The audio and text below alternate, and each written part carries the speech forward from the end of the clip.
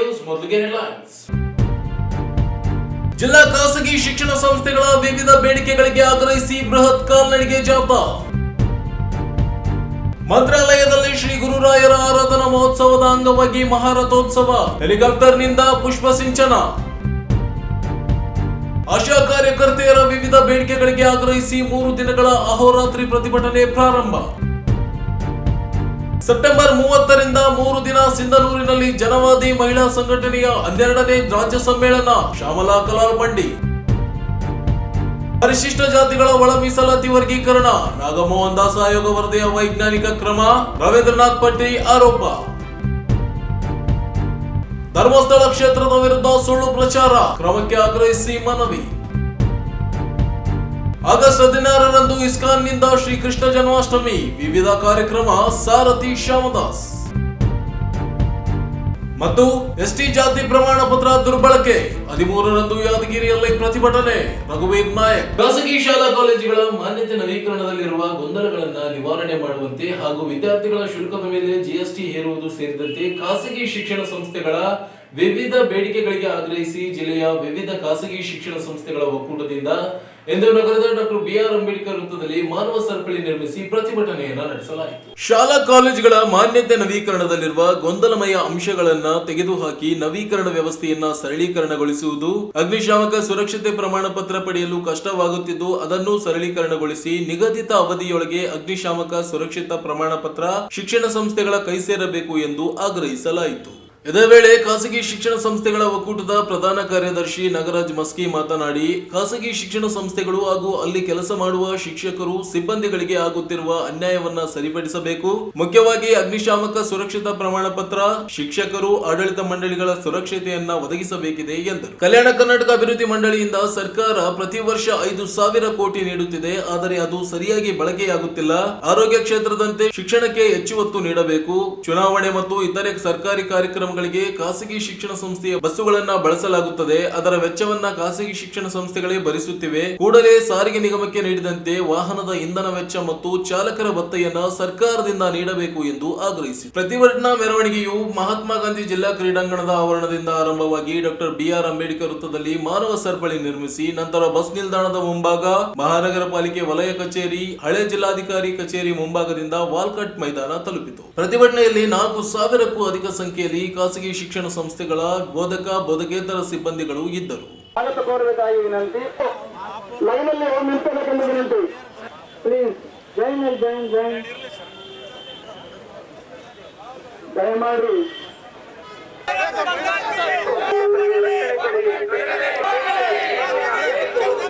ಖಾಸಗಿ ಶಾಲಾ ಶಿಕ್ಷಕರಿಗೆ ವೇತನ ಅನುದಾನ ನೀಡಿ.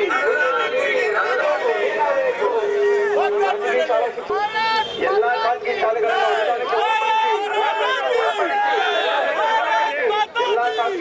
ಅನುದಾನಕ್ಕೆ ಒಳಪಡಿಸಿ.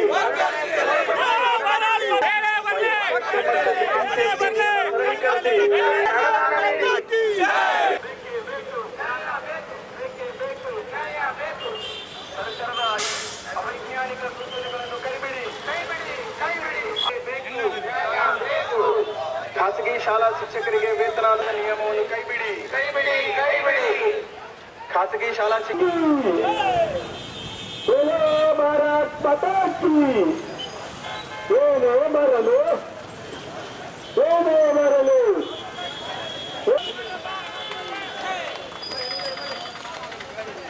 ಮುಖ್ಯಸ್ಥರಿಗೆ ರಕ್ಷಣೆ ಕೊಡಿ.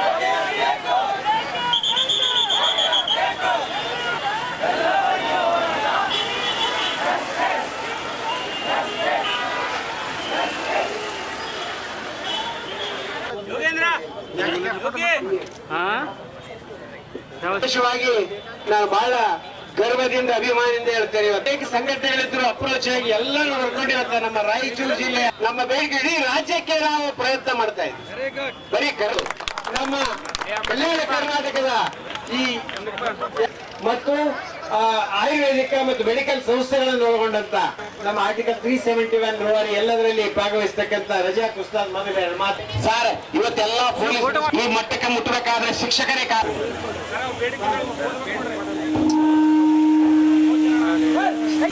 ಸನ್ಮಾನ್ಯ ಶ್ರೀ ಸಿದ್ದರಾಮಯ್ಯ ಗೌರವಾನ್ವಿತ ಮುಖ್ಯಮಂತ್ರಿಗಳು ಕರ್ನಾಟಕ ಸರ್ಕಾರ ಬೆಂಗಳೂರು ರಾಯಚೂರು ಜಿಲ್ಲಾಧಿಕಾರಿಗಳ ಮುಖಾಂತರ ಗೌರವಾನ್ವಿತರೇ ಖಾಸಗಿ ನೋಟಿಸ್ಗಳನ್ನು ಹಿಂಪಡೆದು ಶಿಕ್ಷಣ ಕ್ಷೇತ್ರವನ್ನು ಜಿಎಸ್ಟಿ ವ್ಯಾಪ್ತಿಯಿಂದ ಮುಕ್ತಗೊಳಿಸುವುದು, ವಿವಿಧ ಆಡಳಿತ ಮಂಡಳಿ ಮತ್ತು ಶಿಕ್ಷಕರ ಮೇಲೆ ಅನಾವಶ್ಯಕವಾಗಿ ಹಲ್ಲೆಗಳು ಹಾಗೂ ದೌರ್ಜನ್ಯ ನಡೆಯುತ್ತಿದ್ದು ಮತ್ತು ಶಾಲಾ ಕಾಲೇಜುಗಳ ಶೈಕ್ಷಣಿಕ ಅವಧಿಯಲ್ಲಿ ವಿದ್ಯಾರ್ಥಿಗಳ ಭವಿಷ್ಯ ರೂಪಿಸುವ ಪ್ರಮುಖ ಪಾತ್ರ ವಹಿಸುತ್ತಿರುವ ಖಾಸಗಿ ಶಿಕ್ಷಣ ಸಂಸ್ಥೆಗಳ ಒಕ್ಕೂಟದಿಂದ ಇವತ್ತು ವಿವಿಧ ಬೇಡಿಕೆಗಳನ್ನು ಈಡೇರಿಸುವ ನಿಟ್ಟಿನಲ್ಲಿ ಒಂದು ಬೃಹತ್ ಪ್ರತಿಭಟನಾ ರ್ಯಾಲಿಯನ್ನು ಹಮ್ಮಿಕೊಂಡು ಅದರ ಮೂಲಕ ಇವತ್ತು ಜಿಲ್ಲಾಧಿಕಾರಿಗಳ ಮೂಲಕ ಸರ್ಕಾರಕ್ಕೆ ಇವತ್ತು ತಮ್ಮ ಬೇಡಿಕೆಗಳನ್ನು ನಾವು ಸಲ್ಲಿಸಿದ್ದೇವೆ. ಈ ಎಲ್ಲ ಬೇಡಿಕೆಗಳನ್ನು ಸರ್ಕಾರ ಈಡೇರಿಸುವಂಥ ನಿಟ್ಟಿನಲ್ಲಿ ಕ್ರಮ ಕೈಗೊಳ್ಳಬೇಕು. ಹಿಂದೆ ಇದ್ರೆ ಬರುವಂಥ ದಿನಮಾನದಲ್ಲಿ, ಯಾಕಂದರೆ ಈಗಾಗಲೇ ನಮ್ಮ ಅನೇಕ ಮಿತ್ರರು ಮಾತನಾಡಬೇಕಾದಾಗ ಹೇಳಿದ್ರು ಇವತ್ತು ಖಾಸಗಿ ಶಿಕ್ಷಣ ಸಂಸ್ಥೆಗಳ ಪಾತ್ರ ಶಿಕ್ಷಣದಲ್ಲಿ ಎಷ್ಟು ಮಹತ್ವ ಅಂತೇಳಿ ಆ ಒಂದು ಮಹತ್ವಕ್ಕೆ ಬೆಲೆ ಬರಬೇಕಾಗಿದ್ದರೆ ಇವತ್ತು ಇಲ್ಲಿ ನಡೆದಿರುವಂಥ ಪ್ರತಿಭಟನೆ ತಮಗೆ ಕಣ್ತರಿಸುವಂಥ ಕೆಲಸ ಮಾಡಲಿ ಅಂತೇಳಿ ಈ ಮೂಲಕ ಸರ್ಕಾರಕ್ಕೆ ನಾನು ಒತ್ತಾಯಿಸ್ತೇನೆ. ಖಾಸಗಿ ಶಿಕ್ಷಣ ಸಂಸ್ಥೆಗಳಿಗೆ, ಖಾಸಗಿ ಶಿಕ್ಷಣ ಸಂಸ್ಥೆಗಳಿಗೆ ರಾಯಚೂರು ಜಿಲ್ಲೆಯ ಖಾಸಗಿ ಶಿಕ್ಷಣ ಸಂಸ್ಥೆಗಳ ಒಕ್ಕೂಟ ಹಾಗೂ ಇತರ ಸಂಘಟನೆಗಳ ಸಹಯೋಗದಲ್ಲಿ ನಾವು ಇವತ್ತೊಂದು ಬೃಹತ್ ಜಾಥಾವನ್ನು ಹಿನ್ನೆಲೆ ಮುಖ್ಯ ಉದ್ದೇಶ ನಮ್ಮ ಖಾಸಗಿ ಶಿಕ್ಷಣ ಸಂಸ್ಥೆಗಳು ಮತ್ತು ಖಾಸಗಿ ಶಿಕ್ಷಣ ಸಂಸ್ಥೆಯಲ್ಲಿ ಕೆಲಸ ಮಾಡ್ತಕ್ಕಂಥ ಬೋಧಕ ಸಿಬ್ಬಂದಿ, ಶಿಕ್ಷಕರು ಅಥವಾ ಉಪನ್ಯಾಸಕರು ಇವರಿಗೆ ಬೇಕಾದಂಥ ಪ್ರೊಟೆಕ್ಷನ್ನು ಮತ್ತು ಕೆಲವೊಂದು ಲೋಪದೋಷಗಳನ್ನು ಸರಿಪಡಿಸಬೇಕಂತ ಸರ್ಕಾರದ ಗಮನ ಸೆಳೆಯುವ ಕಾರಣ ಇವತ್ತು ರಾಯಚೂರು ಜಿಲ್ಲೆಯಿಂದ ನಾವು ಜಿಲ್ಲೆಯಲ್ಲಿ ಈ ಕಾರ್ಯಕ್ರಮವನ್ನು ಹಮ್ಮಿಕೊಂಡಿದ್ದೀವಿ. ನಿಜವಾಗಿ ಸುಮಾರು ಒಂದು 14 ಬೇಡಿಕೆಗಳು, ಮುಖ್ಯವಾದ ಬೇಡಿಕೆಗಳನ್ನ ನಾವು ಮಾಡ್ತಾ ಇದ್ದೀವಿ. ಮುಖ್ಯವಾಗಿ ನಮ್ಮ ಈಗ ಮುಖ್ಯವಾಗಿ ಏನಾಗುತ್ತೆ ಅಂದರೆ ಫೈರ್ ಸೇಫ್ಟಿ ಮತ್ತು ಇವತ್ತು ಬಿಲ್ಡಿಂಗ್ ಕಟ್ಟಡದ ವ್ಯವಸ್ಥೆ ಹಾಗೂ ಶಿಕ್ಷಕಿಯರಿಗೆ ಆಡಳಿತ ಮಂಡಳಿಯವರಿಗೆ ಪ್ರೊಟೆಕ್ಷನ್. ಯಾರ್ಯಾರು ಬೇರೆ ಬಂದು ಶಾಲೆಗಳಲ್ಲಿ ಹೋಗ್ತು ಕಿರಿಕಿರಿ ಮಾಡ್ತಾರೆ, ಅದಕ್ಕೆ ಸೂಕ್ತವಾದ ಕಾನೂನು ರಚನೆ ಆಗಬೇಕು. ಶಿಕ್ಷಕರಿಗೆ ಅವರಿಗೆ ಆರೋಗ್ಯ ವಿಮೆಯನ್ನು ಸರ್ಕಾರ ಕೊಡಬೇಕು. ಗ್ರಾಮಾಂತರ ಪ್ರದೇಶದಲ್ಲಿ ಇವತ್ತು ಅಲ್ಲಿ ಇದನ್ನು ಮಾಡೋಕ್ಕಾಗ್ತಾ ಇಲ್ಲ, ಎಣ್ಣೆ ಮಾಡ್ರಿ ಅಂತ ಹಳೆ 30 ವರ್ಷ 40 ವರ್ಷಕ್ಕೆ ಅದರಿಂದ ಮುಕ್ತಿಗೊಳಿಸಬೇಕು. ಮತ್ತು ಆರ್ಟಿಕಲ್ 371 ಅಡಿಯಲ್ಲಿ ಇವತ್ತು ಕಲ್ಯಾಣ ಕರ್ನಾಟಕ ಭಾಗದ ಎಲ್ಲ ಶಾಲಾ ಕಾಲೇಜುಗಳನ್ನು ಅನುದಾನಕ್ಕೊಳಪಡಿಸಬೇಕು ಮತ್ತು ಮೂಲಭೂತ ಸೌಕರ್ಯಕ್ಕೆ ದುಡ್ಡು ಕೊಡಬೇಕು. ಕಲ್ಯಾಣ ಕರ್ನಾಟಕದಲ್ಲಿ ಈಗಾಗಲೇ ಆರ್ಟಿಕಲ್ 371J ಅಡಿಯಲ್ಲಿ ಕೂಡ ಎಲ್ಲ ಖಾಸಗಿ ಶಿಕ್ಷಣ ಸಂಸ್ಥೆಗಳಿಗೆ ಅನುದಾನ ಕೊಡಬೇಕಂತ ನಿಯಮ ಇದೆ. ಆ ನಿಯಮವನ್ನು ಜಾರಿ ಮಾಡ್ತಾ ಇಲ್ಲ. ಇವತ್ತು 5,000 ರೂಪಾಯಿ ಕೋಟಿಗಳನ್ನು ಸರ್ಕಾರ ಕೊಡ್ತದೆ. ಅದು ಮೂಲ ಆರೋಗ್ಯ ಮತ್ತು ಶಿಕ್ಷಣ ಮೂಲಭೂತ ಕರ್ತವ್ಯ. ಅದನ್ನು ವಿಫಲ ಆಗ್ತಾ ಇದೆ ಅಂತ ನಾವು ಇವತ್ತು ಸರ್ಕಾರಕ್ಕೆ ಮನವಿ ಮಾಡ್ತಾ ಇದ್ದೀವಿ ಮತ್ತು ಈ ಮನವಿಯ ಮೂಲಕ ಇದನ್ನು ಈಡೇರಿಸ್ತಾರೆ. ಈಗ ಅಧಿವೇಶನ ಕೂಡ ನಡೀತಾ ಇದೆ. ಶಿಕ್ಷಕಿಯರಿಗೆ 1995 ನಂತರ ಇರುವ ಎಲ್ಲ ಶಾಲಾ ಕಾಲೇಜುಗಳಲ್ಲಿ ಕೂಡ ಇವತ್ತು ಅನುದಾನ ಒಳಪಡಿಸಬೇಕು. ಮತ್ತು ಇನ್ನೊಂದು ವಿಶೇಷ ಏನಂದ್ರೆ ಸುಮಾರು ಖಾಸಗಿ ಶಿಕ್ಷಣ ಸಂಸ್ಥೆಯ ಒಂದು 300-350 ಬಸ್ಗಳನ್ನು ಚುನಾವಣೆಯಲ್ಲಿ ತಗೊಳ್ತಾರೆ. KSRTCಗೆ ಕಿಲೋಮೀಟರ್ ಲೆಕ್ಕ ಕೊಡ್ತಾರೆ, ಡ್ರೈವರ್ ಭತ್ಯೆ ಕೊಡ್ತಾರೆ. ಖಾಸಗಿ ಶಿಕ್ಷಣ ಸಂಸ್ಥೆಗಳ ಬಸ್ಗಳಿಗೆ 1 ಕಿಲೋಮೀಟರ್ ದುಡ್ಡು ಕೊಡಲ್ಲ ಮತ್ತು ಅದನ್ನು ಇದನ್ನು ಕೂಡ ಕೊಡಲ್ಲ, ಡ್ರೈವರ್ ಭತ್ತ. ಅವರ ಶಾಲೆಗಳೇ ಬರೆಸ್ತವೆ. ಕಾರಣ ಅದು KSRTCಗಾಗಲಿ ಖಾಸಗಿ ಸಂಸ್ಥೆ ಯಾವ ನೀವು ನಿಯಮಾವಳಿಗಳಿಗೆ KSRTC ಅನ್ವಯಿಸ್ತಿರೋ ಅದೇ ನಿಯಮಗಳನ್ನು ಕೂಡ ನಾವು ಅನ್ವಯಿಸಬೇಕು. ಪ್ರೈವೇಟ್ ಸ್ಕೂಲಿನ ಬಸ್ಗಳು ತಗೊಂಡಾಗ ಅದನ್ನು ಕೂಡ ಮಾಡಿಕೊಡ್ಬೇಕು ಅನ್ನೋದು ನಮ್ಮ ಉದ್ದೇಶ. ಇವತ್ತ ತಮ್ಮ ಮೂಲಕ ನಮ್ಮ ಕೂಗು ಸರ್ಕಾರಕ್ಕೆ ಮುಟ್ಟುತ್ತೆ ಅಂತ ಭಾವಿಸಿ ತಮ್ಮೆಲ್ಲರಿಗೆ ಧನ್ಯವಾದಗಳನ್ನ ಅರ್ಪಿಸ್ತೇನೆ. ಈ ಸಂದರ್ಭದಲ್ಲಿ ಮಹಾನಗರ ಪಾಲಿಕೆಯ ಮಹಾಪೌರರಾದ ನರಸಮ್ಮ ನರಸಿಂಹಲು ಮಾಡಿಗಿರಿ, ಮಾಜಿ ಶಾಸಕರಾದ ಎ ಪಾಪಾರೆಡ್ಡಿ, ಪ್ರತಾಪ್ ಗೌಡ ಪಾಟೀಲ್, ತಾರನಾಥ್ ಶಿಕ್ಷಣ ಸಂಸ್ಥೆ ಅಧ್ಯಕ್ಷ Parasmal Sukani, Raja Srinivas Nayak, Keshav Reddy, doctor Razak Ustad, Thomas Benjamin, Mallappa, Ravi, U Dodda Basavaraj, Iqbal Ahmed ಸೇರಿದಂತೆ ಅನೇಕರು ಉಪಸ್ಥಿತರಿದ್ದರು. ಭಾರತ ದೇಶ ಪವಿತ್ರ ದೇಶವಾಗಿದ್ದು ದೇಶದ ಭದ್ರತೆ, ಸಮಗ್ರತೆ, ಅಭಿಮಾನ ಪ್ರತಿಯೊಬ್ಬರ ಆದ್ಯ ಕರ್ತವ್ಯವಾಗಿದ್ದು ಜಗತ್ತಿನಲ್ಲಿ ಶ್ರೇಷ್ಠ ಧರ್ಮವಾದ ಹಿಂದೂ ಧರ್ಮದ ರಕ್ಷಣೆಗೆ ಪ್ರತಿಯೊಬ್ಬರು ಮುಂದಾಗಬೇಕು ಎಂದು ಮಂತ್ರಾಲಯದ ಶ್ರೀ ರಾಘವೇಂದ್ರ ಸ್ವಾಮಿ ಮಠದ ಪೀಠಾಧಿಪತಿ ಶ್ರೀ ಸುಬುಧೇಂದ್ರ ತೀರ್ಥರು ಹೇಳಿದರು. ಮಂತ್ರಾಲಯದ ಶ್ರೀ ರಾಘವೇಂದ್ರ ಸ್ವಾಮಿ ಮಠದ ರಥಬೀದಿಯಲ್ಲಿ ನಡೆದ ರಾಘವೇಂದ್ರ ಶ್ರೀಗಳ 354ನೇ ಆರಾಧನಾ ಮಹೋತ್ಸವದ ಅಂಗವಾಗಿ ಮಹಾರಥೋತ್ಸವದ ವೇಳೆ ಭಕ್ತರಿಗೆ ಅನುಗ್ರಹ ಸಂದೇಶ ನೀಡಿ ಮಾತನಾಡಿದರು. ಭಕ್ತರ ಆರಾಧ್ಯ ದೈವ ಗುರುರಾಯರ 354ನೇ ಆರಾಧನಾ ಮಹೋತ್ಸವ ಸಂಪನ್ನವಾಗಿದ್ದು ಭಕ್ತರ ಉದ್ಧಾರಕ್ಕಾಗಿ ಇಂದು ರಾಘವೇಂದ್ರ ಸ್ವಾಮಿಗಳು ರಥಾರೂಢರಾಗಿದ್ದಾರೆ. ರಾಯರ ಆರಾಧನೆ ಪ್ರಾಣಪ್ರದಾಯವಾಗಿದೆ ಎಂದು ತಿಳಿಸಿದರು. ಭಾರತ ದೇಶ ಆರ್ಥಿಕ, ಸಾಮಾಜಿಕ ಮತ್ತು ಶೈಕ್ಷಣಿಕವಾಗಿ ಮುಂದುವರಿಯುತ್ತಿರುವುದನ್ನು ಸಹಿಸಲಾಗದೆ ನೆರೆಯ ರಾಷ್ಟ್ರವು ತೀರಾ ಕೀಳು ಮಟ್ಟದ ತೊಂದರೆಯನ್ನ ನೀಡುತ್ತಿದೆ. ಭದ್ರತೆ ವಿಚಾರ ಬಂದಾಗ ದೇಶದ ಪ್ರತಿಯೊಬ್ಬ ನಾಗರಿಕರು ರಾಜಕೀಯ ಅತೀತವಾಗಿ ಹೋರಾಟಕ್ಕೆ ಮುಂದಾಗಬೇಕಿದೆ. ದೇಶದ ಭದ್ರತೆಗೆ ಆದ್ಯತೆ ನೀಡಬೇಕಾಗುತ್ತದೆ. ನಮ್ಮ ದೇಶ ಮತ್ತು ಹೆತ್ತ ತಾಯಿಯ ರಕ್ಷಣೆ ಅತ್ಯಂತ ಪ್ರಮುಖವಾಗಿದೆ ಎಂದು ತಿಳಿಸಿದರು. ಹಿಂದೂ ಧರ್ಮ ಜಗತ್ತಿನ ಅತ್ಯಂತ ಶ್ರೇಷ್ಠ ಧರ್ಮವಾಗಿದ್ದು ಸನಾತನ ಹಿಂದೂ ಧರ್ಮಕ್ಕೆ ಸಮನಾದ ಧರ್ಮ ಮತ್ತೊಂದಿಲ್ಲ. ಧರ್ಮದ ಮೇಲಾಗುತ್ತಿರುವ ದಾಳಿಯನ್ನ ಎದುರಿಸಬೇಕಾಗಿದೆ. ಸಾಮಾನ್ಯ ಜನರ ಹಿತವಾಗುವುದೇ ಸತ್ಯವೆಂದು ಹೇಳಿರುವ ರಾಯರು ಕೂಡ ಸತ್ಯ ಧರ್ಮಕ್ಕಾಗಿ ಎಲ್ಲವನ್ನ ತ್ಯಾಗ ಮಾಡಿದ್ದಾರೆ. ಅಂತಹ ಗುರುಗಳ ಆರಾಧನೆಯಲ್ಲಿ ಸತ್ಯವನ್ನ ಜೀವನದಲ್ಲಿ ಅಳವಡಿಸಿಕೊಳ್ಳಬೇಕಾಗಿದೆ. ಧರ್ಮವನ್ನ ಬಿಡಬಾರದು. ಎಲ್ಲಾ ಶ್ರೇಯಸ್ಸಿಗೂ ಧರ್ಮವೇ ಕಾರಣವಾಗಿದೆ ಎಂದು ತಿಳಿಸಿದರು. ಮಹಾರಥೋತ್ಸವದ ನಂತರ ರಥಕ್ಕೆ ಹೆಲಿಕಾಪ್ಟರ್ ಮೂಲಕ ಸುಬುಧೇಂದ್ರ ತೀರ್ಥ ಶ್ರೀಗಳು ಪುಷ್ಪವೃಷ್ಟಿ ಮಾಡಿದರು. ಲಕ್ಷಾಂತರ ಭಕ್ತರು ರಥೋತ್ಸವದಲ್ಲಿ ಭಾಗಿಯಾಗಿದ್ದರು.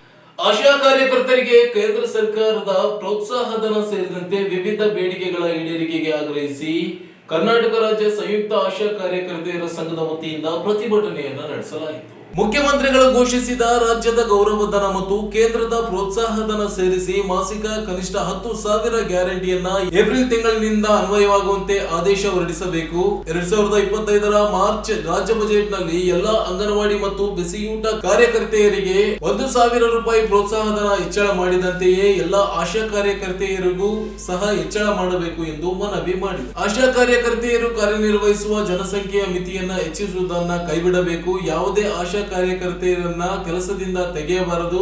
ಅವೈಜ್ಞಾನಿಕವಾದ ಆಶಾ ಕಾರ್ಯಕರ್ತೆಯರ ಕಾರ್ಯನಿರ್ವಹಣಾ ಮೌಲ್ಯಮಾಪನ ಕೈಬಿಡಬೇಕು ಎಂದು ಒತ್ತಾಯಿಸಿದರು. ಆಶಾ ಸುಗಮಕಾರರನ್ನ ಸೂಕ್ತ ವೇತನದೊಂದಿಗೆ ಮುಂದುವರಿಸಬೇಕು. ನಿವೃತ್ತ ಆಶಾಗಳಿಗೆ ಪಶ್ಚಿಮ ಬಂಗಾಳದ ಮಾದರಿಯಲ್ಲಿ ಇಡಿಗಂಟು ನೀಡಬೇಕು ಎಂದು ಒತ್ತಾಯಿಸಿದರು. ನಗರ ಆಶಾಗಳಿಗೆ 2,000 ರೂಪಾಯಿ ಗೌರವಧನ ಹೆಚ್ಚಳ ಮಾಡಬೇಕು. 2025ರ ಜೂನ್ ಮತ್ತು ಜುಲೈನಲ್ಲಿ ಕೇಂದ್ರ ಸರ್ಕಾರ ಹೆಚ್ಚಿಸಿದ ಪ್ರೋತ್ಸಾಹಧನವನ್ನ ರಾಜ್ಯದಲ್ಲಿ ಜಾರಿಗೊಳಿಸಬೇಕು ಸೇರಿದಂತೆ ಅನೇಕ ಬೇಡಿಕೆಗಳ ಈಡೇರಿಕೆಗೆ ಮನವಿ ಮಾಡಿದರು. ಪ್ರತಿಭಟನೆ ಉದ್ದೇಶಿಸಿ ಡಾಕ್ಟರ್ ಶಾರದಾ ನಾಯಕ್ ಸೇರಿ ಅನೇಕರು ಮಾತನಾಡಿ ಸರ್ಕಾರದ ಕ್ರಮವನ್ನ ಖಂಡಿಸಿದರು.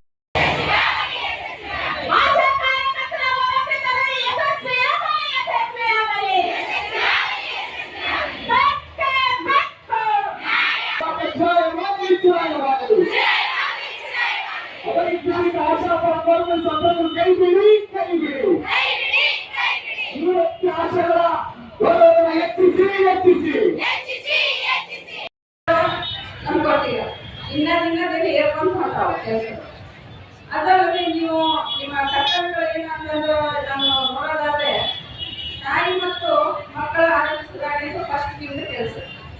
ಒಬ್ಬ ಮಹಿಳೆ ಗರ್ಭಿಣಿಯಾದಾಗಿಂದ ಹಿಡಿದು ಅವಳ ಸುರಕ್ಷಿತ ಹೆರಿಗೆ ಆಗೋ ತನಕ ನಂತರ ಬಾಣಂತಿ ಪೀರಿಯಡ್ಸ್ ಐತೆ ನೆಕ್ಸ್ಟ್ ಆ ಮಗು 9 ತಿಂಗಳು ಆಗೋ ತನಕ ಇಮ್ಯುನೇಷನ್ ಆಗೋ ತನಕ ನೀವು ಒಂದು ತಾಯಿ ಮತ್ತು ಮಗುವಿನ ಆರೋಗ್ಯ ಮಾಡಿ ಒಂದು ನಾವು BSc ವೆಟರ್ನರಿ ಮಾಡುವಾಗ ಒಬ್ಬ ಹೆಣ್ಮಕ್ಳು ಮದುವೆ ಆದ ತಕ್ಷಣ 1 ತಿಂಗಳಿಗೆ ಹೋಗಿ ಇನ್ನೇನು ಪ್ರೆಗ್ನೆನ್ಸಿ ಸಿಕ್ಕಿತ್ತು ಚೆಕ್ ಮಾಡ್ಬೇಕು ಅನ್ನೋ ಮಾಡ್ಕೊಂಡು ನಿಮ್ಮನ್ನು ಕೆಲಸ ಮಾಡಿಸ್ತಾರೆ.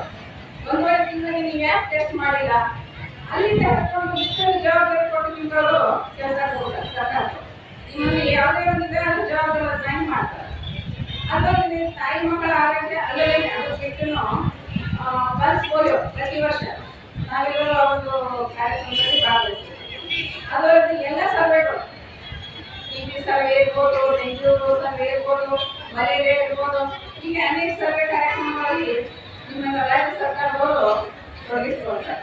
ಅದಲ್ಲದೆ ಪರೀಕ್ಷೆಗಳು, ಯಾವುದೇ ಒಂದು ಎಕ್ಸಾಮಿನೇಷನ್ ಡ್ಯೂಟಿಗೆ ನಿಮ್ಮನ್ನು ಹಾಕ್ತಾರೆ, ಆಮೇಲೆ ಇಲೆಕ್ಷನ್ ಡ್ಯೂಟಿಗೂ ಸಹಿತ ನಿಮ್ಮನ್ನು ತಗೋತಾರೆ.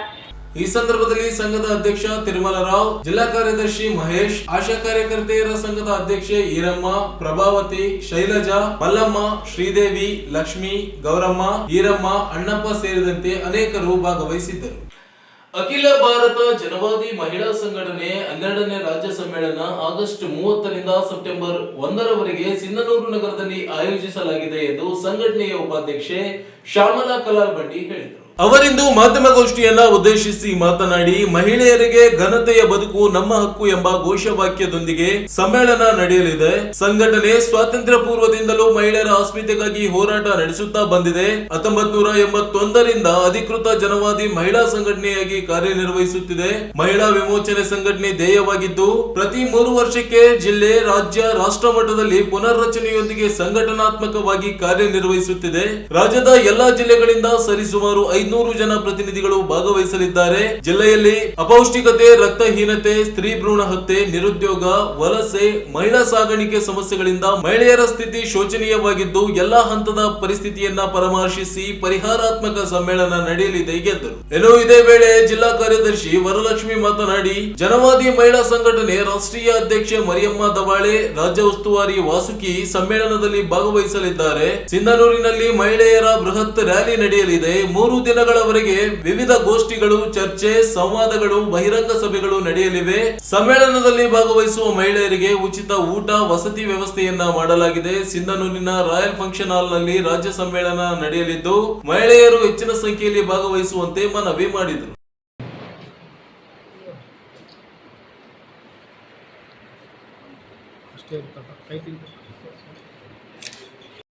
ಒಂದು ನಿಯಮ. ಅದೇ ಪ್ರಕಾರ ಈ 12ನೇ ರಾಜ್ಯ ಸಮ್ಮೇಳನವನ್ನ ನಾವು ಈ ರಾಯಚೂರು ಜಿಲ್ಲೆಯಲ್ಲಿ ಈಗ ಹಮ್ಮಿಕೊಂಡಿದ್ದೀವಿ. ಈ ರಾಯಚೂರು ಜಿಲ್ಲೆಯಲ್ಲಂತೂ ಮಹಿಳೆಯರ ಸ್ಥಿತಿ ತುಂಬಾ ಶೋಚನೀಯವಾಗಿದೆ. ಅಪೌಷ್ಟಿಕತೆ, ಬಾಣಂತಿಯರ ಸಾವು ಮತ್ತು ನಿರುದ್ಯೋಗ, ಮಹಿಳೆಯರ ಸಾಗಾಣಿಕೆ ಮಾಡ್ತಕ್ಕಂಥದ್ದು, ವಲಸೆ ಹೋಗ್ತಕ್ಕಂಥದ್ದು, ಇಂಥ ಎಲ್ಲ ಸಮಸ್ಯೆಗಳು ಇವತ್ತು ಇನ್ನೂ ರಾಯಚೂರು ಜಿಲ್ಲೆಯಲ್ಲಿ ಜೀವಂತವಾಗಿವೆ. ಇದರ ವಿರುದ್ಧ ನಾವು ಯಾವಾಗಲೂ ಒಂದು ಹೋರಾಟಗಳನ್ನ ನಿರಂತರವಾಗಿ ಮಾಡ್ತಾನೆ ಬಂದಿದ್ದೀವಿ, ಮುಂದೆ ಕೂಡ ಮಾಡ್ತಾ ಇದ್ದೀವಿ. ಇದು ಎಡೆಬರೆ ನಾಡು ರಾಯಚೂರಲ್ಲಿ ಎಷ್ಟೇ ಫೇಮಸ್ ಆಗಿದ್ರು ಕೂಡ ಇಲ್ಲಿ ಅನೇಕ ಪ್ರಗತಿಪರ ಮತ್ತು ಅತ್ಯಂತ ತಜ್ಞರಾದ ಕಲಾವಿದರು, ಹೋರಾಟಗಾರರು, ಸಾಹಿತಿಗಳು ಎಲ್ಲ ಇದ್ರೂ ಕೂಡ ಇವತ್ತು ಕೂಡ ರಾಜಕೀಯ ಇಚ್ಛಾಶಕ್ತಿ ಕೊರತೆಯಾಗಿ ರಾಯಚೂರು ಅಭಿವೃದ್ಧಿಯಲ್ಲಿ ತುಂಬಾ ಕೆಳಮಟ್ಟಕ್ಕಿದೆ. ಏನೋ ಅಭಿವೃದ್ಧಿಯಲ್ಲಿಲ್ಲ. ರಾಯಚೂರು ಎಷ್ಟೇ ಒಂದು ಇಲ್ಲಿ ಶಿಕ್ಷಣ ಪಡೆದಂತವರಿಗೆ ರಾಯಚೂರಾಗ ಹೋಗಿಲ್ಲ ಅಂತ ಕೆಲಸ ಕೊಡೋದಂತ ಮಟ್ಟಿಗೆ ಅಷ್ಟೊಂದು ಹಿಂದುಳಿದ ಜಿಲ್ಲೆ ಇದೆ. ಹೀಗಾಗಿ ಈ ಎಲ್ಲ ಜಿಲ್ಲೆಗಳ ನಮ್ಮ ಸಮಸ್ಯೆಗಳನ್ನ ತೆಗೆದುಕೊಂಡು ಮಹಿಳೆಯರ ಸ್ಥಿತಿಯನ್ನು ತೀರಾ ಶೋಚನೀಯವಾಗಿದೆ. ಹಾಗಾಗಿ ಈ 12ನೇ ಸಮ್ಮೇಳನ ಇದೊಂದು ಐತಿಹಾಸಿಕ ಸಮ್ಮೇಳನ ಆಗಿ ಈ ನಮ್ಮ ಎಲ್ಲ ಇಡೀ ಜಿಲ್ಲೆಯ ಮತ್ತು ಇಡೀ ರಾಜ್ಯದ, ಇಡೀ ದೇಶದ ರಾಜಕೀಯ ಪರಿಸ್ಥಿತಿ, ಸಾಮಾಜಿಕ ಪರಿಸ್ಥಿತಿ, ಸಾಂಸ್ಕೃತಿಕ ಪರಿಸ್ಥಿತಿಯನ್ನು ಒಳಗೊಂಡು ಆ ಚರ್ಚೆಯನ್ನ ಮಾಡಿಕೊಂಡು ಮುಂದಿನ ಒಂದು ಕಾರ್ಯಸೂಚಿಯನ್ನ, ಮುಂದಿನ ಒಂದು ಕಾರ್ಯಕ್ರಮ ಯೋಜನೆಗಳನ್ನ ರೂಪಿಸಿಕೊಳ್ಳುವ ನಿಟ್ಟಿನಲ್ಲಿ ಇವತ್ತು ಸಿಂಧನೂರಿನಲ್ಲಿ ಈ ಒಂದು ಆಗಸ್ಟ್ 30, 31 ಮತ್ತು ಸೆಪ್ಟೆಂಬರ್ 1 3 ದಿನಗಳ ಕಾಲ ನಮ್ಮ ಅಖಿಲ ಭಾರತ ಜನವಾದಿ ಮಹಿಳಾ ಸಂಘಟನೆ ರಾಜ್ಯ ಸಮ್ಮೇಳನ ಹಮ್ಮಿಕೊಂಡಿದ್ವಿ. ಈ ಒಂದು ಸಮ್ಮೇಳನಕ್ಕೆ ಈ ಸಂದರ್ಭದಲ್ಲಿ ಶಕುಂತಲಾ ನಾಗಿರೆಡ್ಡಿ, ಶಕುಂತಲಾ ದೇಸಾಯಿ, ಸುಲೋಚನಾ, ವಿಜಯಲಕ್ಷ್ಮಿ ಸೇರಿದಂತೆ ಅನೇಕರಿದ್ದರು. ಪರಿಶಿಷ್ಟ ಜಾತಿಗಳ ಒಳ ಮೀಸಲು ವರ್ಗೀಕರಣಕ್ಕೆ ನ್ಯಾಯಮೂರ್ತಿ ನಾಗಮೋಹನ್ ದಾಸ್ ನೀಡಿರುವ ವರದಿಯಲ್ಲಿ ಹೊಲೆಯ ಛಲವಾದಿ ಸಂಬಂಧಿ ಜಾತಿಗಳನ್ನ ಅವೈಜ್ಞಾನಿಕವಾಗಿ ಬೇರೆ ಗುಂಪುಗಳಿಗೆ ಸೇರಿಸುವುದು ಅನ್ಯಾಯವಾಗಿದ್ದು, ಸಚಿವ ಸಂಪುಟ ಉಪಸಮಿತಿ ರಚಿಸಿ ಸರಿಪಡಿಸಬೇಕೆಂದು ಬಲಗೈ ಹೊಲೆಯ ಛಲವಾದಿ ಸಂಬಂಧಿತ ಜಾತಿಗಳ ಒಳ ಮೀಸಲಾತಿ ಹೋರಾಟ ಸಮಿತಿ ರಾಜ್ಯ ಸಂಚಾಲಕ ರವೀಂದ್ರನಾಥ್ ಪಟ್ಟಿ ಹೇಳಿದರು. ಅವರಿಂದು ಮಾಧ್ಯಮಗೋಷ್ಠಿಯನ್ನ ಉದ್ದೇಶಿಸಿ ಮಾತನಾಡಿ, ಒಳ ಮೀಸಲು ವರ್ಗೀಕರಣಕ್ಕೆ ಹೊಸ ದತ್ತಾಂಶ ಸಂಗ್ರಹಿಸಲು ಸುಪ್ರೀಂ ಕೋರ್ಟ್ ರಾಜ್ಯಗಳಿಗೆ ಅಧಿಕಾರ ನೀಡಿದೆ. ವರ್ಗೀಕರಣ ನ್ಯಾಯಸಮ್ಮತ, ಅಗತ್ಯ ಪೂರ್ಣ ಅಂಕಿ ಅಂಶಗಳನ್ನ ಒಳಗೊಂಡಿರಬೇಕು. ಅನುಕೂಲ ಸಿಂಧು ರಾಜಕಾರಣಕ್ಕೆ ಮನಬಂದಂತೆ ವರ್ಗೀಕರಣ ಮಾಡದಂತೆಯೂ ಸುಪ್ರೀಂ ಕೋರ್ಟ್ ಸೂಚನೆ ನೀಡಿದೆ. ರಾಜ್ಯ ಸರ್ಕಾರದ ತೀರ್ಮಾನವು ನ್ಯಾಯಾಂಗದ ಪುನರ್ ಪರಿಶೀಲನೆಗೆ ಒಳಪಟ್ಟಿರುತ್ತದೆ. ಆಂತರಿಕ ವರ್ಗೀಕರಣದಲ್ಲಿ ಯಾವುದೇ ವಿಭಾಗವನ್ನ ಹೊರಗಿಡುವುದಕ್ಕೂ ಅವಕಾಶವಿಲ್ಲ. ಆದರೆ ನ್ಯಾಯಮೂರ್ತಿ ನಾಗಮೋಹನ್ ದಾಸ್ ಇವರು ನೀಡಿರುವ ವರದಿಯಲ್ಲಿ 5 ವಿಭಾಗಗಳನ್ನ ಮಾಡಲಾಗಿದ್ದು, ಅವೈಜ್ಞಾನಿಕವಾಗಿ ವಲಯ ಸಂಬಂಧಿತ 11 ಜಾತಿಗಳನ್ನ ಪ್ರವರ್ಗ ಎ, ಪ್ರವರ್ಗ ಬಿ ದಲ್ಲಿ 2, ಪ್ರವರ್ಗ ಇ ದಲ್ಲಿ 3 ಜಾತಿಗಳನ್ನ ಸೇರ್ಪಡೆ ಮಾಡಿದ್ದರಿಂದ ವಲಯ ಸಂಬಂಧಿತ ಜಾತಿಗಳ ಜನಸಂಖ್ಯೆಯಲ್ಲಿ ಇಳಿಕೆಯಾಗಲು ಕಾರಣವಾಗಿದೆ. 36,10,263 ಜನಸಂಖ್ಯೆ ವಲಯ ಸಂಬಂಧಿತ ಜಾತಿಗಳ ಪಟ್ಟಿಗೆ ಸೇರ್ಪಡೆಯಾಗಬೇಕು. ರಾಜ್ಯ ಸರ್ಕಾರ ಆಗಸ್ಟ್ 16ರಂದು ವಿಶೇಷ ಸಚಿವ ಸಂಪುಟದಲ್ಲಿ ಚರ್ಚಿಸಲು ಮುಂದಾಗಿದೆ. ಸಚಿವ ಉಪಸಮಿತಿ ರಚಿಸಿ ಗೊಂದಲ ನಿವಾರಿಸಬೇಕು. ಮೀಸಲು ಪ್ರಮಾಣ 17% ಹೆಚ್ಚಳ ಮಾಡಿರುವುದು ಹೈಕೋರ್ಟ್ನಲ್ಲಿ ತಡೆಯಾಜ್ಞೆ ಇದೆ. ಅಲ್ಲದೆ ಇಂದ್ರಸಹಾನಿ ಪ್ರಕರಣದಲ್ಲಿ 50% ಮೀಸಲಾತಿ ಹೆಚ್ಚಳ ಮಾಡದಂತೆ ಸುಪ್ರೀಂ ಕೋರ್ಟ್ ತೀರ್ಪು ನೀಡಿದೆ. ನಾಗಮೋಹನ್ ದಾಸ್ ಆಯೋಗ ಹಿಂದಿನ 3 ವರ್ಷಗಳ ಅಂಕಿಅಂಶ ಮಾತ್ರ ಪರಿಗಣಿಸಿದೆ. ಹಿಂದಿನ ಅಂಕಿಅಂಶಗಳನ್ನ ಪರಿಗಣಿಸದೇ ಇರುವುದು ಅವೈಜ್ಞಾನಿಕವಾಗಿದ್ದು, ಸರ್ಕಾರ ಪುನರ್ ಪರಿಶೀಲಿಸಬೇಕಾಗಿದೆ. ಪರಿಶಿಷ್ಟ ಜಾತಿಯ 101 ಜಾತಿಗಳಿಗೂ ನ್ಯಾಯ ಒದಗಿಸಬೇಕು ಎಂದರು. ವರ್ಗೀಕರಣ ಬಗ್ಗೆ ಹಲವಾರು ಹೋರಾಟಗಳು ನಡೆದು 35 ವರ್ಷಗಳಿಂದ ಕಳೆದ ಆಗಸ್ಟ್ 1ನೇ ತಾರೀಖರಂದು ಸುಪ್ರೀಂ ಕೋರ್ಟ್ ಒಂದು ತೀರ್ಮಾನ ಮಾಡಿ ಸಂವಿಧಾನ ಪೀಠ ಪರಿಶಿಷ್ಟ ಜಾತಿಗಳ ಒಳ ಮೀಸಲಾತಿಯನ್ನು ರಾಜ್ಯ ಸರ್ಕಾರಗಳು ನೀಡಬಹುದು ಅಂತೇಳಿ ದೇವಿಂದರ್ ಸಿಂಗ್ ಇತರ ಮೇಲ್ಮನವಿ ಸಿವಿಲ್ ಪಿಟಿಷನ್ 23/17/20/11 ಸುಪ್ರೀಂ ಕೋರ್ಟ್ ತೀರ್ಪು ನೀಡಿದೆ. ಅದರಂತೆ ಮಹತ್ವದ ಆದೇಶ ಹೊರಡಿಸುವ ಮೂಲಕ ಸಂವಿಧಾನ ಅನುಚ್ಛೇದ 14, 15, 4 ಹಾಗೂ 16 ಅಡಿಯಲ್ಲಿ ಪರಿಶಿಷ್ಟ ಜಾತಿಗಳಿಗೆ ಸಂವಿಧಾನವಾಗಿ ಒಳ ಮೀಸಲಾತಿ ವರ್ಗೀಕರಣ ಮಾಡುವ ಅಧಿಕಾರ ಆಯಾ ರಾಜ್ಯ ಸರ್ಕಾರಗಳನ್ನು ತೀರ್ಮಾನ ನೀಡಿದೆ. ಇದರ ಜೊತೆಗೆ ಪರಿಶಿಷ್ಟ ಜಾತಿಯಲ್ಲಿ ಬರುವ ಉಪಜಾತಿಗಳಿಗೆ ಸೂಕ್ತ ಪ್ರಾತಿನಿಧ್ಯ ಸಿಗದ ಬಗ್ಗೆ ಖಚಿತ ಅಂಕಿಅಂಶಗಳೊಂದಿಗೆ ವರದಿ ಆಧಾರದ ಮೇಲೆ ರಾಜ್ಯ ಸರ್ಕಾರ ನ್ಯಾಯಯುತವಾಗಿ ವರ್ಗೀಕರಣ ಮಾಡುವುದು, ವರ್ಗೀಕರಣ ನ್ಯಾಯಯುತವಾಗಿ ಅಗತ್ಯವಾದ ಪೂರ್ಣ ಅಂಕಿಅಂಶಗಳು ರಾಜ್ಯ ಸರ್ಕಾರ ತನ್ನ ಅನುಕೂಲಕ್ಕಿಂತ ರಾಜಕೀಯ ಮಟ್ಟದಲ್ಲಿ ವರ್ಗೀಕರಣ ಮಾಡಲಾಗಿದೆ. ರಾಜ್ಯ ತೀರ್ಮಾನ ನ್ಯಾಯಾಂಗ ಪುನರ್ ಪರಿಶೀಲನೆಗೆ ಒಳಪಟ್ಟಿದ್ದು ತೀರ್ಮಾನ ನೀಡಿದೆ. ಆಂತರಿಕ ಹೊರಗೆ ಗುಂಪಿನಲ್ಲಿ ಕ್ಲಾಸ್ ಬರುವ ಯಾವುದೇ ವಿಭಾಗಗಳ ಕೆಟಗರೀಸ್ ಹೊರಗಿಡುವ ಎಡೆಮಾಡಿಕೊಡಬಾರದು ಎಂಬುದಾಗಿ ಸುಪ್ರೀಂ ಕೋರ್ಟ್ ತನ್ನ ತೀರ್ಪಿನಲ್ಲಿ ಮಹತ್ವದ ಎಚ್ಚರಿಕೆ ನೀಡಿದೆ. ಸುಪ್ರೀಂ ಕೋರ್ಟ್ ತೀರ್ಪಿನ ಹರಿಯಾಣ, ತೆಲಂಗಾಣ, ಕರ್ನಾಟಕ ಸರ್ಕಾರಗಳು ಒಳಮೀಸಲು ಜಾರಿಯೂ ಕೂಡ ಒಳಮೀಸಲಾದ ಸಂವಿಧಾನ ಬಗೆಹರಿಸುವ ಇಚ್ಛಾಶಕ್ತಿಯನ್ನು ಸರ್ಕಾರ ತೋರಿಸಬೇಕಾಗಿದೆ. ಅದರಂತೆ ರಾಜ್ಯ ಸರ್ಕಾರವು ದತ್ತಾಂಶ ಸಂಗ್ರಹಿಸಲು ವರದಿ ನೀಡುವಂತೆ ಗೌರವಾನ್ವಿತ ನ್ಯಾಯಮೂರ್ತಿಗಳಾದ ಎಚ್.ಎನ್. ನಾಗಮೋಹನ್, ಜೆ.ಪಿ. ಸಿದ್ದೇಶ್ವರ ರಚಿಸಿತು. ಆಯೋಗ 4/8 ಸರ್ಕಾರಕ್ಕೆ ತನ್ನ ವರದಿ ಸಲ್ಲಿಸಿದೆ. ವರದಿಯಲ್ಲಿ ಜಾತಿಗಳ ವಿಂಗಡಣೆ 5 ಪ್ರವರ್ಗಗಳಾಗಿ ಮಾಡಿದೆ.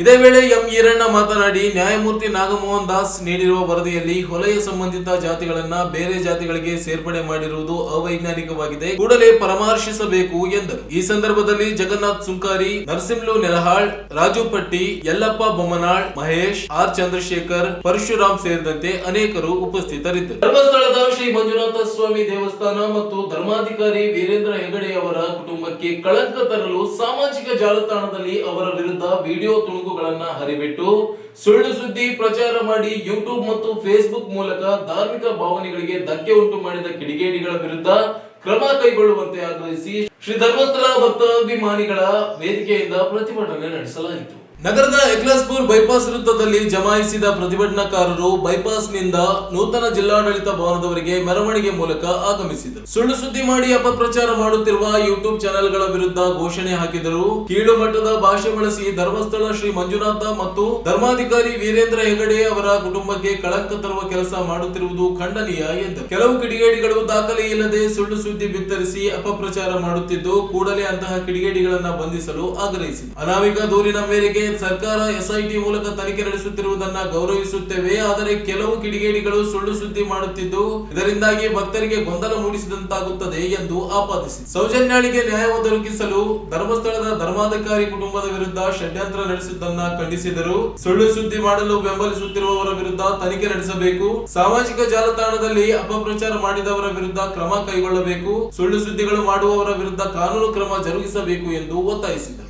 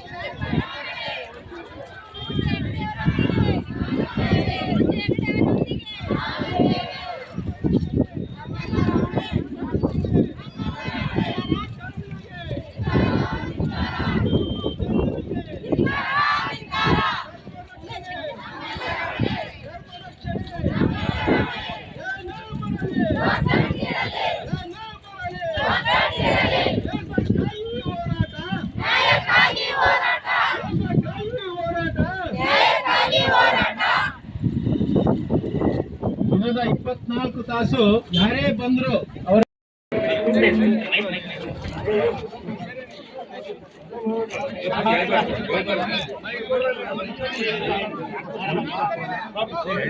Sir okay sir Shri Girish Mattanna, Shri Mahesh ತಿಮರವರು ಹಾಗೂ ಜಯಂತ್ ಟಿ ಇವರ ಧರ್ಮಸ್ಥಳ ಮಂಜುನಾಥ ದೇವಾಲಯ ಪವಿತ್ರಿಗೆ ಕಳಂಕ ತರುತ್ತಿರುವ ಬಗ್ಗೆ ಇವರ ಒಳಸೂಚನೆ ವಿರುದ್ಧ ಸೂಕ್ತ ತನಿಖೆಯನ್ನು ಕೈಗೊಳ್ಳಬೇಕೆಂದು ಹೊರರಾಜ್ಯದಿಂದ 50ರಿಂದ 1 ಲಕ್ಷದವರೆಗೆ ಜನ ದರ್ಶನಾರ್ಥಿಗಳಾಗಿ ಬಂದು ಸ್ವಾಮಿ ದರ್ಶನ ಪಡೆಯುತ್ತಾರೆ. ಅಲ್ಲದೆ ದೇವಾಲಯ ಹಿಂದೂಗಳ ಪವಿತ್ರ ಸ್ಥಳವೂ ಹೌದು. ವಸ್ತುಸ್ಥಿತಿ ಹೀಗಿರುವಾಗ ಶ್ರೀ ಗಿರೀಶ್ ಮಟ್ಟಣ್ಣನವರ, ಶ್ರೀ ಮಹೇಶ್ ಶೆಟ್ಟಿ ತಿಮರೋಡು ಹಾಗೂ ಜಯಂತ ಟಿ ಇವರು ಮಂಜುನಾಥ ಸ್ವಾಮಿ ದೇವಾಲಯ ಹಾಗೂ ಧಾರ್ಮಿಕಗಳಾದಂತಹ ಶ್ರೀ ಡಾಕ್ಟರ್ ಡಿ ವೀರೇಂದ್ರ ಹೆಗಡೆ ಅವರಿಗೆ ಕಳಂಕ ತರುವಂತಹ ಅಂಶಗಳನ್ನು ಒಳಗೊಂಡ ವಿಡಿಯೋಗಳು ಸಾಮಾಜಿಕ ಮಾಧ್ಯಮಗಳಲ್ಲಿ ಹರಡುತ್ತಿದ್ದಾರೆ. ಮಾಡುತ್ತಿರುವ ಆರೋಪಗಳು ಸುಳ್ಳು ಎಂದು ನಮಗೆ ಸ್ಪಷ್ಟವಾಗಿ ಗೋಚರಿಸುತ್ತಿದೆ. ಇದು ಅಲ್ಲದೆ ಸುಳ್ಳು ಆರೋಪಗಳ ಧರ್ಮಸ್ಥಳ ಭಕ್ತಾದಿಗಳ ಮೇಲೆ ಸಮಾಜದಲ್ಲಿ ತಲೆ ಎತ್ತಿ ತಿರುಗಾಡಲು ಆಗುತ್ತಿಲ್ಲ. ನಮಗೆ ಅವಮಾನವಾಗುತ್ತಿದೆ. ಸಾಮಾಜಿಕ ಮಾಧ್ಯಮದಲ್ಲಿ ಸುಳ್ಳು ಸುದ್ದಿ ಹಬ್ಬಿಸಿ ಸಮಾಜದಲ್ಲಿ ಹೊಡೆಯುವ ಕೆಲಸವನ್ನು ಮಾಡುತ್ತಿದ್ದಾರೆ. ಇದರಿಂದ ಭವಿಷ್ಯದಲ್ಲಿ ಶಾಂತಿ ಭಂಗ ಉಂಟಾಗುವ ಸಂಭವವಿರುತ್ತದೆ. ಅನಾಮಿಕ ವ್ಯಕ್ತಿಯು ನೀಡಿದ ದೂರಿನ ಆಧಾರದಲ್ಲಿ ಕರ್ನಾಟಕದ ಜನ ಸರ್ಕಾರ ವಿಶೇಷ ತನಿಖಾ ತಂಡವನ್ನು ರಚಿಸಿದ್ದು ಅದರ ಮೂಲಕ ಎಲ್ಲಾ ಆಯಾಮಗಳಲ್ಲಿ ತನಿಖೆ ನಡೆಸುತ್ತಿರುವುದನ್ನು ಕ್ಷೇತ್ರದ ವಕ್ತಾರರಾದ ನಾವು ಗೌರವದಿಂದ ಸ್ವಾಗತಿಸುತ್ತಿದ್ದೇವೆ. ಅದು ಸದರಿ ನಡೆಯುತ್ತಿರುವ ತನಿಖೆ ಅರ್ಥಪೂರ್ಣವಾಗಿ ಕೊನೆಗೊಳ್ಳಬೇಕಾಗಿದೆ. ಅನಾಮಿಕ ದೂರುದಾರ ಮತ್ತು ಯಾರಿಂದ ಧನ ಸಹಾಯವಾಗುತ್ತಿದೆ ಹಾಗೂ ಸುಳ್ಳು ಆರೋಪ ಮಾಡಲು ಇವರಿಗೆ ಯಾರು ಪ್ರಚೋದನೆ ಮಾಡುತ್ತಿದ್ದಾರೆ ಅಂತ ಮತ್ತು ಸದರಿಯವರ ಬ್ಯಾಂಕ್ ಖಾತೆಗಳ ತನಿಖೆ ಹೊರಡಿಸಬೇಕೆಂದು, ಅಲ್ಲದೆ ಸಾಮಾಜಿಕ ಮಾಧ್ಯಮದಲ್ಲಿ ತಮ್ಮ ಹತ್ತಿರ ಅಂದರೆ ಮೊಬೈಲ್ ನಲ್ಲಿ ಸಾಕ್ಷ್ಯಾಧಾರಗಳು ಇವೆ ಅಂತ ಘಂಟಾಘೋಷವಾಗಿ ಸಾರುತ್ತಿರುವ ಶ್ರೀ ಗಿರೀಶ್ ಮಟ್ಟಣ್ಣನವರ್, ಶ್ರೀ ಮಹೇಶ್ ಶೆಟ್ಟಿ ತಿಮರೋಡು ಹಾಗೂ ಜಯಂತ್ ಟಿ ಇವರ ಮೊಬೈಲ್ಗಳನ್ನು ಹಾಗೂ ಇವರ ಮನೆ ಹಾಗೂ ಕಚೇರಿಗಳನ್ನು ತನಿಖೆ ಮಾಡಬೇಕು ಹಾಗೂ ಸತ್ಯಾಂಶವನ್ನು ಬಯಲಿಗೆ ಎಳೆಯಲು ಈಗಿರುವ ತನಿಖಾ ತಂಡದಿಂದ ಅಥವಾ ಇನ್ನೊಂದು ತನಿಖಾ ತಂಡವನ್ನು ರಚಿಸಿ ತನಿಖೆಗಳನ್ನು ಕೈಗೊಳ್ಳಬೇಕೆಂದು ಈ ಮೂಲಕ ವಿನಂತಿಸಿಕೊಳ್ಳುತ್ತಿದ್ದೇವೆ.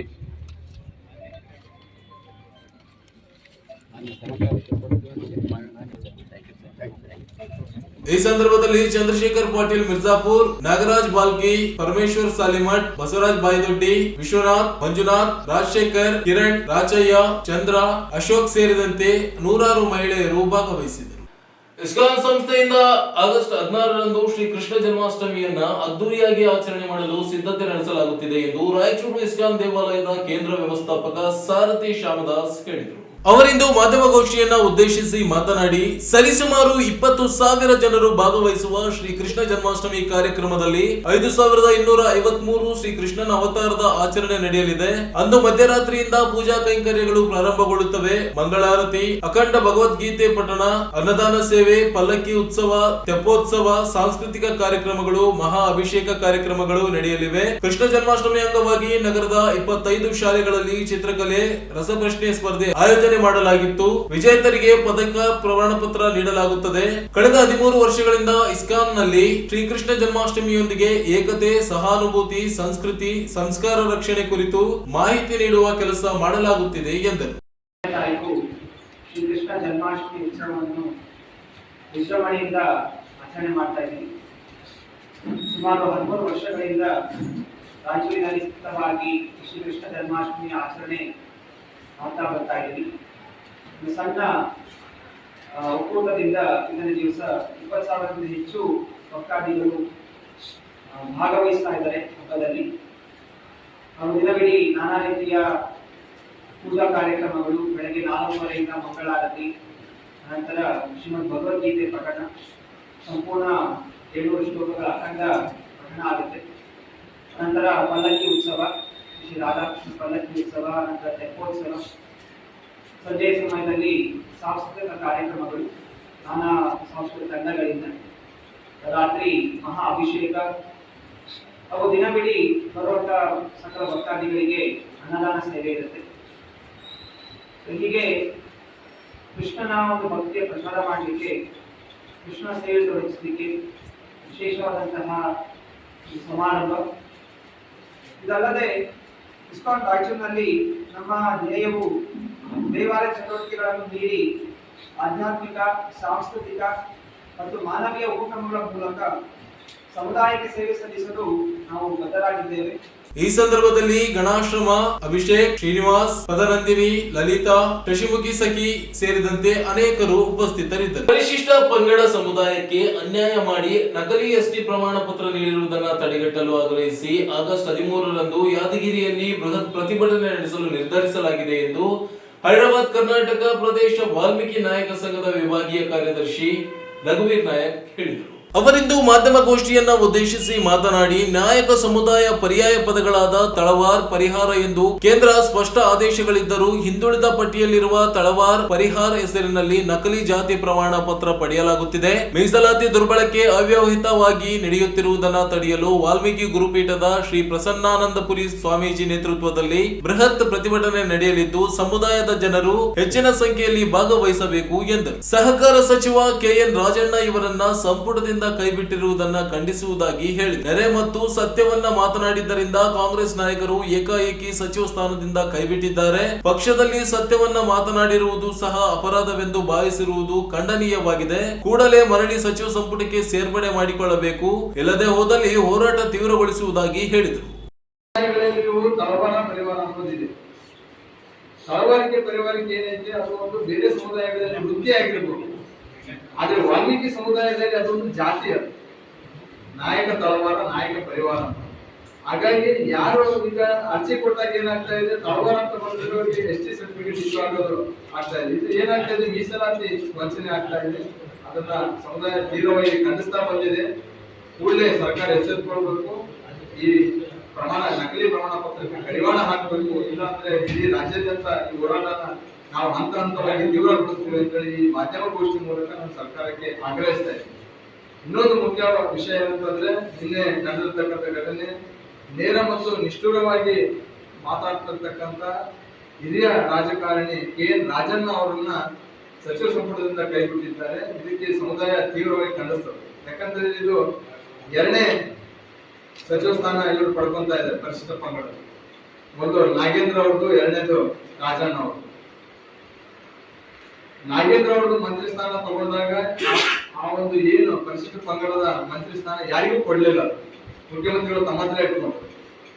ಈಗ ರಾಜಣ್ಣ ಅವರು ಇವರು ನೇರವಾಗಿ ಮಾತಾಡೋದೇ ತಪ್ಪಾಗಿದೆ. ಯಾಕಂತಂದ್ರೆ ಪ್ರಜಾಪ್ರಭುತ್ವ ವ್ಯವಸ್ಥೆಯಲ್ಲಿ ತಮ್ಮ ಅಭಿಪ್ರಾಯವನ್ನು ಎಲ್ಲರೂ ಸ್ಪಷ್ಟವಾಗಿ ಹೇಳುವಂತ ಅಧಿಕಾರ ಇದೆ. ಈ ಸಂದರ್ಭದಲ್ಲಿ ರಾಚಣ್ಣ ನಾಯಕ್, ರಾಮು ನಾಯಕ್, ರಾಮಕೃಷ್ಣ ನಾಯಕ್ ಸೇರಿದಂತೆ ಅನೇಕರು ಉಪಸ್ಥಿತರಿದ್ದರು. ಕೊನೆಯಲ್ಲಿ ಮತ್ತೊಮ್ಮೆ ಹೆಡ್ಲೈನ್ಸ್. ಜಿಲ್ಲಾ ಖಾಸಗಿ ಶಿಕ್ಷಣ ಸಂಸ್ಥೆಗಳ ವಿವಿಧ ಬೇಡಿಕೆಗಳಿಗೆ ಆಗ್ರಹಿಸಿ ಬೃಹತ್ ಕಾಲ್ನಡಿಗೆ ಜಾಥಾ. ಮಂತ್ರಾಲಯದಲ್ಲಿ ಶ್ರೀ ಗುರುರಾಯರ ಆರಾಧನಾ ಮಹೋತ್ಸವದ ಅಂಗವಾಗಿ ಮಹಾರಥೋತ್ಸವ, ಹೆಲಿಕಾಪ್ಟರ್ನಿಂದ ಪುಷ್ಪ ಸಿಂಚನ. ಆಶಾ ಕಾರ್ಯಕರ್ತೆಯರ ವಿವಿಧ ಬೇಡಿಕೆಗಳಿಗೆ ಆಗ್ರಹಿಸಿ 3 ದಿನಗಳ ಅಹೋರಾತ್ರಿ ಪ್ರತಿಭಟನೆ ಪ್ರಾರಂಭ. ಸೆಪ್ಟೆಂಬರ್ 30ರಿಂದ 3 ದಿನ ಸಿಂಧನೂರಿನಲ್ಲಿ ಜನವಾದಿ ಮಹಿಳಾ ಸಂಘಟನೆಯ 12ನೇ ರಾಜ್ಯ ಸಮ್ಮೇಳನ, ಶ್ಯಾಮಲಾ ಕಲಾಲ್ ಬಂಡಿ. ಪರಿಶಿಷ್ಟ ಜಾತಿಗಳ ಒಳ ಮೀಸಲಾತಿ ವರ್ಗೀಕರಣ, ನಾಗಮೋಹನ್ ದಾಸ್ ಆಯೋಗ ವರದಿಯ ವೈಜ್ಞಾನಿಕ ಕ್ರಮ, ರವೀಂದ್ರನಾಥ್ ಪಟ್ಟಿ ಆರೋಪ. ಧರ್ಮಸ್ಥಳ ಕ್ಷೇತ್ರದ ವಿರುದ್ಧ ಸುಳ್ಳು ಪ್ರಚಾರ, ಕ್ರಮಕ್ಕೆ ಆಗ್ರಹಿಸಿ ಮನವಿ. ಆಗಸ್ಟ್ 16ರಂದು ಇಸ್ಕಾನ್ನಿಂದ ಶ್ರೀಕೃಷ್ಣ ಜನ್ಮಾಷ್ಟಮಿ, ವಿವಿಧ ಕಾರ್ಯಕ್ರಮ, ಸಾರಥಿ ಶ್ಯಾಮದಾಸ್. ಮತ್ತು ST ಜಾತಿ ಪ್ರಮಾಣ ಪತ್ರ ದುರ್ಬಳಕೆ, 13ರಂದು ಯಾದಗಿರಿಯಲ್ಲಿ ಪ್ರತಿಭಟನೆ, ರಘುವೀರ್ ನಾಯಕ್. ಇದಿಷ್ಟು ಇವತ್ತಿನ ಸುದ್ದಿ. ಪ್ರಮುಖ ಸುದ್ದಿಗಳಿಗಾಗಿ ನೋಡ್ತಾ ಇರಿ ಮೆಗಾ ನ್ಯೂಸ್.